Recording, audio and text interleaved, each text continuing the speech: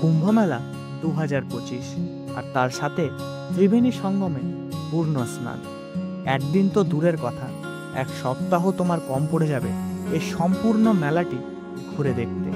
কারণ 4000 হেক্টর এলাকা জুড়ে রয়েছে এই বিস্তীর্ণ মেলা। হাতে সময় থাকলে হয়তো খুব ধীরে সুস্থে সম্পূর্ণ জায়গাটি ঘুরে দেখা যেত, কিন্তু যারা একদিন বা দুদিনের জন্য এই মেলা আসবেন তাদের মনে হয়তো অনেক রকমের প্রশ্ন দেখা যেতে পারে। আর তার মধ্যে একটা হলো খাবারের সন্ধান। এই কুম্ভ মেলায় কোথায় আমরা ভালো খাবার পাবো?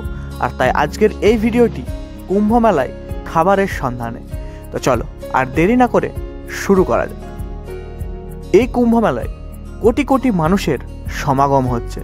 বিভিন্ন রাজ্য থেকে, দূর দূরান্ত থেকে মানুষ এসে উপস্থিত হচ্ছে এই কুম্ভ মেলায় শুধুমাত্র একটা পূর্ণ স্নানের জন্য। এই পূর্ণ স্নানের ফলে হয়তো অনেকটাই পূর্ণ লাভ সম্ভব হবে। আর তাই সব থেকে বড় প্রশ্ন হলো এই কুম্ভ মেলায় কোথায় খাবার পাওয়া যাবে। আর তোমরা যদি বাড়ি থেকে খাবার নিয়ে আসো তাহলে অনেক জায়গা রয়েছে বসে খাবার মতো। আর যদি না নিয়ে এসে থাকো তাহলে সব থেকে ভালো খাবারের সন্ধান হলো এখানকার যে এলাহাবাদ ফোর্ট অর্থাৎ যে হনুমান মন্দির রয়েছে তার ঠিক অপোজিটে রয়েছে এক ফুড কোর্ট। আর এখানেই তুমি সব থেকে কম প্রাইসের মধ্যে সুস্বাদু খাবার পাবে। এখানে মিনিমাম যে প্লেট সেটা শুরু হয় 60 টাকা থেকে। এখানে তুমি ব্রেকফাস্ট, ডিনার, লাঞ্চ সমস্ত কিছু এই এক জায়গাতেই তুমি পেয়ে যাবে। আর এই ফুড কোর্টে তুমি একটু হলেও বসে বিশ্রাম নিতে পারো। এখানে বিশ্রাম করার জায়গা রয়েছে, সুতরাং খাবার খেয়ে তোমরা এখানে একটু রেস্ট করতে পারো। আর এই ফুড কোর্টে খাবার তো খুব কম প্রাইসের মধ্যে রয়েছে, তার সাথে সাথে রয়েছে মোবাইল চার্জারের ব্যবস্থা।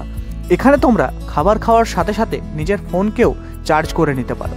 আর এখানে তোমরা 3 টাইপের চার্জার পেয়ে যাবে, আইফোন, অ্যান্ড্রয়েড এবং সি টাইপ। এই 3 ধরনের চার্জার রয়েছে এখানে।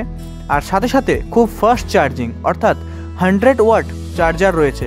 সুতরাং যতক্ষণে তুমি খাবার কমপ্লিট করবে ততক্ষণে তোমার ফোন কিন্তু চার্জ হয়ে যাবে।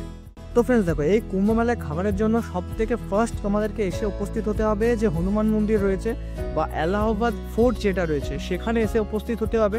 ঠিক তার অপোজিটে রয়েছে এই ফুড কোর্ট বা ফুড কাউন্টার। তো ফ্রেন্ডস দেখো, বিভিন্ন প্রাইস সেগমেন্টের বিভিন্ন খাবার রয়েছে। যেমন 60 টাকা রয়েছে ছোলা ভটরা, 2টো ছোলা ভটরা প্লাস সবজি, এটা নেবে 60 টাকা। যদি রাইস নিতে চাও সেক্ষেত্রে রয়েছে জিরা রাইস আর সবজি, মানে পনির চিল্লি টাইপের কিছু করা রয়েছে। তো জিরা রাইস আর পনির চিল্লি সেটা নেবে 120 টাকা প্লেট। আর জিরা রাইস, সবজি, পাঁপড় এইসব মিক্স একটা থালি রয়েছে, সেটা নেবে তোমার 150 টাকা। তো বিভিন্ন প্রাইস সেগমেন্টের বিভিন্ন খাবার রয়েছে। তো যাই হোক, এটা একটা খাবারের যে শর্ট ইনফরমেশন ভিডিও সেটা তোমাদের সামনে প্রোভাইড করলাম। তো আই হোপ ভিডিওটি ভালো লাগবে। তো যদি ভালো লাগে অবশ্যই একটা কিন্তু লাইক করো, বাস আর কিছু চাইছি না ভাই, একটা লাইক শুধু চাইছি। তো চলো আজ পর্যন্ত এতটাই, দেখা হচ্ছে নেক্সট কোনো জায়গায় নেক্সট ভিডিওতে। Tata, bye bye.